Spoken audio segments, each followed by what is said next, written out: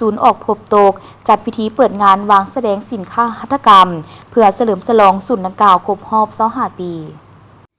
พิธีดังกล่าวได้จัดขึ้นอย่างคึกคืนที่ศูนย์ออกพบโตกบ้านสายลมนครหลวงพระบางโดยมีทานนางสิริพรสุพันทองห้องเจ้าแขวงหลวงพระบางตลอดฮอดกันน้ำของแขวงนครหลวงพระบางภายในการที่เกี่ยวข้องและสร้างหัตถกรรมบรรดาเผ่า14แขวงทั่วประเทศพร้อมด้วยแขกทางภายในและต่างประเทศเข้าร่วม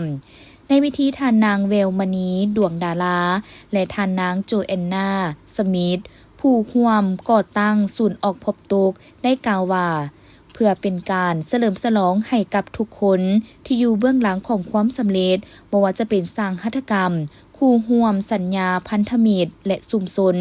ดังนั้นงานตลาดนัดพื้นเมืองจึงเป็นศูนย์กลางนำพาทุกคนมารวมตัวกันอย่างใกล้ชิดและมีส่วนร่วมไปพร้อมกันศูนย์ออกพบโตกได้นำเอาสินค้าหัตถกรรมที่เฮ็ดด้วยมืออันเป็นเอกลักษณ์บรรดาเผ่าในขอบเขตทั่วประเทศมาร่วมวางแสดงเปิดโอกาสให้ทุกคนที่สนใจสามารถสัมผัสด้วยตนเองพร้อมเฮ็ดตัวจริงให้เบิ่งโดยสร้างหัตถกรรม4มื้อดีมาด้วยตนเองตลอดระยะ3วันเริ่มแต่วันที่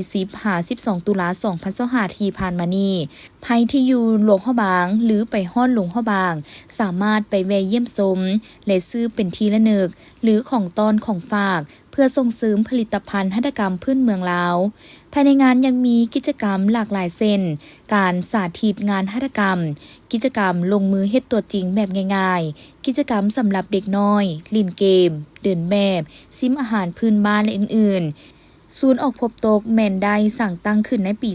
2000 มาฮอดปัจจุบันนี้ได้25 ปีพอดีที่มาของสื่อออกพบโตกแม่นภายใต้จุดประสงค์อยากให้เป็นการแลกเปลี่ยนวัฒนธรรมตะวันออกตะวันตกผ่านสีไม้ลายมือหัตถกรรมและเป็นการสร้างตั้งร่วมระหว่างคนลาวและชาวอังกฤษนั่นเอง